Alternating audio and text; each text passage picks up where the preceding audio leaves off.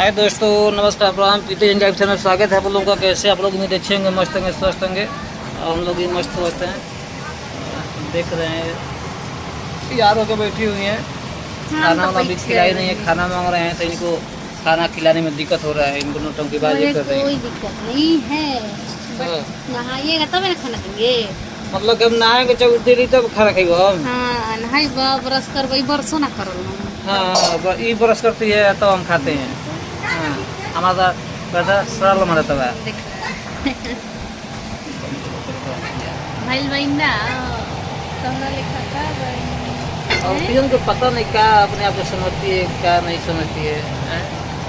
मैं तो कुछ समझती भी हूँ कहो तो दो तीन वो को निकाल रही है हमेशा। क्लेम नहीं